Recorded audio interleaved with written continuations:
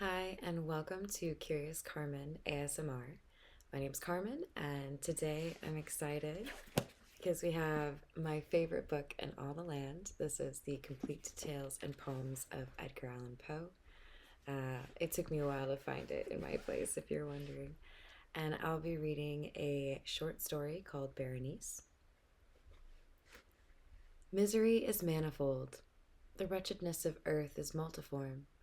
Overreaching the wide horizon as the rainbow, its hues are as various as the hues of that arch, as distinct, too, yet as intimately blended. Overreaching the wide horizon as the rainbow, how is it that from beauty I have derived a type of unloveliness, from the covenant of peace, a simile of sorrow? But as in ethics, evil is a consequence of good, so, in fact, out of joy is sorrow born. Either the memory of past bliss is the anguish of today, or the agonies which are have their origin in the ecstasies which might have been. My baptismal name is Aegeus, and that of my family I will not mention.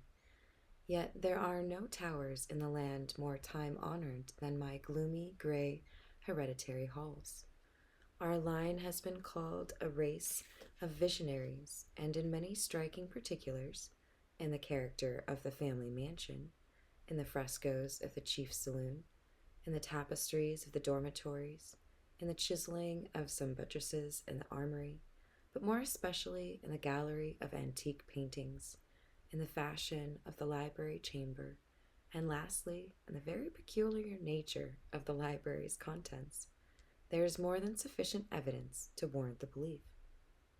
The recollection of my earliest years are connected with that chamber, and with its volumes, of which I latter will say no more. Here died my mother. Herein I was born. But it is mere idleness to say that I had not lived before, that the soul has no previous existence. You deny it? Let us not argue the matter. Convinced myself, I seek not to convince. There is, however, a remembrance of aerial forms, of spiritual and meaning eyes, of sounds, musical yet sad, a remembrance which will not be excluded, a memory like a shadow, vague, variable, indefinite, unsteady, and like a shadow, too, in the impossibility of my getting rid of it while the sunlight of my reason shall exist. In that chamber was I born, thus awaking from the long night of what seemed, but was not, non-entity, at once into the very regions of fairyland, into a palace of imagination, into the wild dominions of monastic thought and erudition. It is not singular that I gazed around me with a startled and ardent eye, that I loitered away my boyhood in books, and dissipated my youth in reverie. But it is singular that as years rolled by, and the noon of manhood found me still in the mansion of my fathers, it is wonderful what a stagnation there fell upon the springs of my life, wonderful how total an inversion took place in the character of my commonest thought. The realities of the world affected me as visions, and as visions only, while the wild ideas of the land of dreams became, in turn, not the material of my everyday existence, but in very deed that existence utterly and solely in itself. Berenice and I were cousins, and we grew up together in my paternal halls. Yet differently we grew. I, ill of health and buried in gloom, she, agile, graceful, and overflowing with energy, hers the ramble on the hillside, mine the studies of the cloister. I, living within my own heart and addicted, body and soul, to the most intense and painful meditation. She, roaming carelessly through life, with no thought of the shadows in her path or of the silent flight of the raven-winged hours. Berenice, I call upon her name. Berenice! And from the gray ruins of memory 1,000 tumultuous recollections are startled at the sound. Ah, vividly is her image before me now, as in the early days of her light-heartedness and joy. Oh, gorgeous yet fantastic beauty! Oh, sylph amid the shrubberies of Arnhem! Oh, naiad among its fountains! And then all is mystery and tenor, and a tale which should not be told. Disease, a fatal disease, fell like the simoon upon her frame, and even while I gazed upon her, the spirit of change swept over her, pervading her mind, her habits, and her character, and, in a manner the most subtle and terrible, disturbing even the identity of her person. Alas, the destroyer came and went, and the victim, where is she? I knew her not, or knew her no longer as Berenice. Among the numerous train of maladies superinduced by that fatal and primary one, which effected a revolution of so horrible a kind in the moral and physical being of my cousin, may be mentioned as the most distressing and obstinate in its nature, a species of epilepsy not unfrequently terminating in trance itself, trance very nearly resembling positive dissolution, and from which her manner of recovery was, in most instances, startlingly abrupt. In the meantime, my own disease, for I have been told that I should call it by no other appellation, my own disease then grew rapidly upon me, and assumed finally a monomaniac character of a novel and extraordinary form, hourly and momently gaining vigor, and at length obtaining over me the most incomprehensible ascendancy. This monomania, if I may so term it, consisted in a morbid irritability of those properties of the mind in metaphysical science termed the attentive. It is more than probable that I am not misunderstood, or that I am not understood, but I fear, indeed, that it is no manner possible to convey to the mind of the merely general reader an adequate idea of the nervous intensity of interest with which, in my case, the powers of meditation, not to speak technically, busied and buried themselves in the contemplation of even the most ordinary objects of the universe. To muse for long, unwearied hours with my attention riveted to some frivolous device on the margin or in the typography of a book, to become absorbed for the better part of a summer's day in a quaint shadow falling aslant upon the tapestry or upon the floor, to lose myself for an entire night in watching the steady flame of a lamp or the embers of a fire, to dream away whole days over the perfume of a flower, to repeat monotonously to some common want until the sound, by dint of frequent repetition, ceased to convey any idea whatsoever to the mind, to lose all sense of motion or physical existence by means of absolute bodily quiescence long and obstinately persevered in.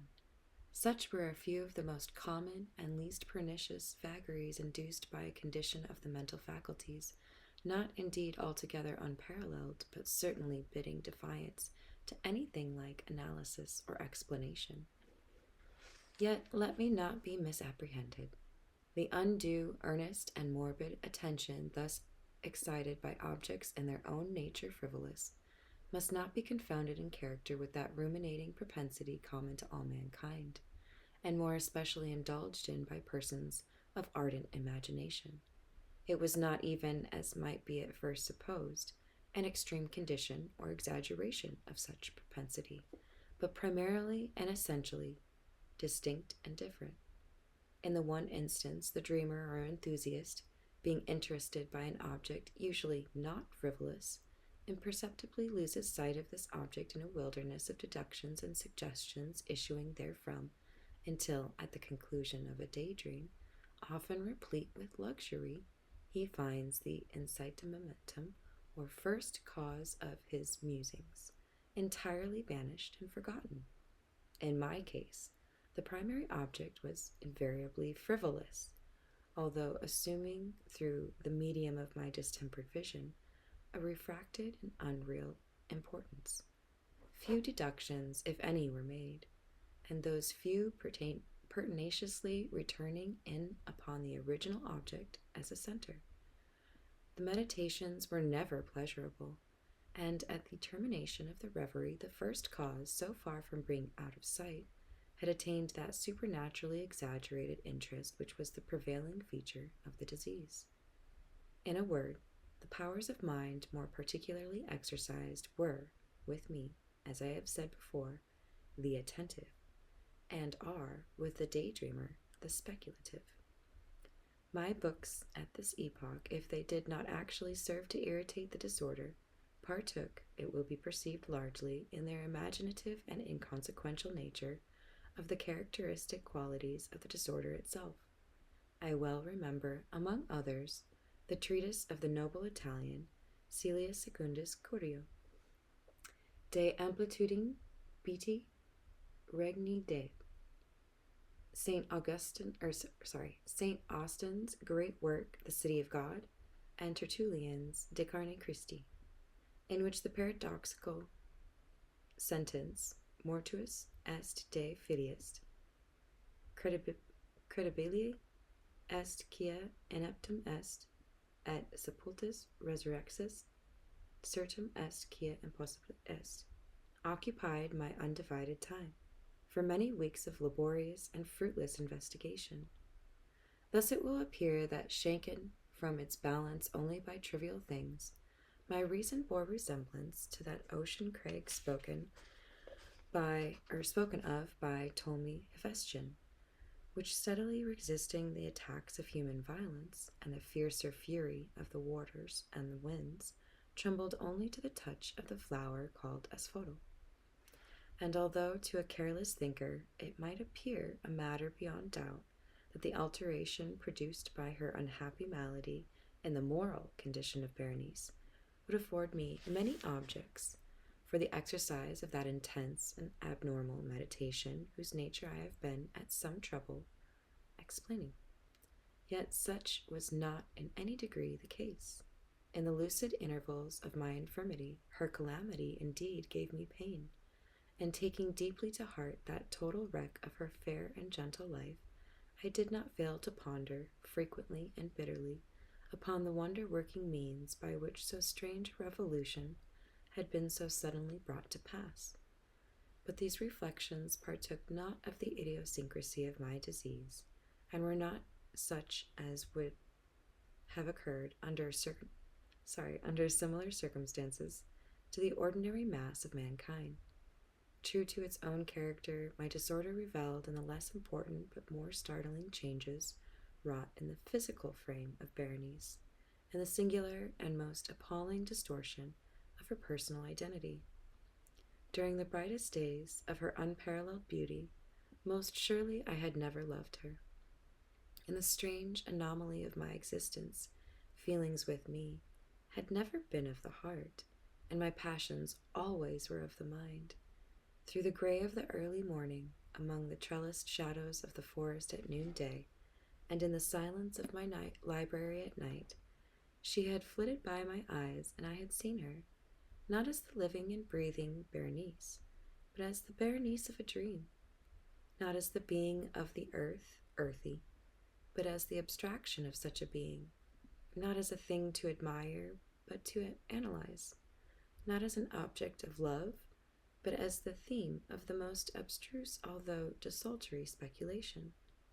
And now I shuddered in her presence, and grew pale at her approach, yet bitterly lamenting her fallen and desolate condition, I called to mind that she had loved me long, and in an evil moment I spoke to her of marriage.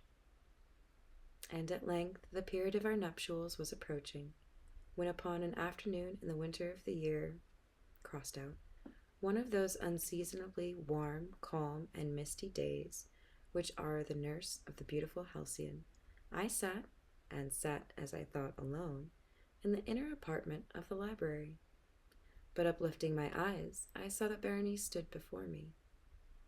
Was it my own excited imagination, or the misty influence of the atmosphere, or the uncertain twilight of the chamber, or the gray draperies which fell around her figure, that caused in it so vacillating and indistinct an outline? I could not tell. She spoke no word, and not for worlds could I have uttered a syllable. An icy chill ran through my frame, a sense of insufferable anxiety oppressed me, a consuming curiosity pervaded my soul, and, sinking back upon the chair, I remained for some time breathless and motionless, with my eyes riveted upon her person. Alas, its emaciation was excessive, and not one vestige of the former being lurked in any single line of the contour. My burning glances at length fell upon the face.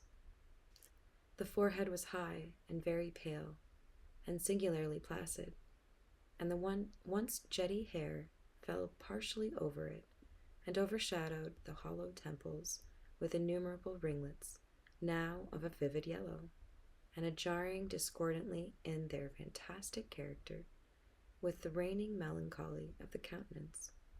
The eyes were lifeless and lustreless, and seemingly pupilless, and I shrank involuntarily from their glassy stare to the contemplation of the thin and shrunken lips.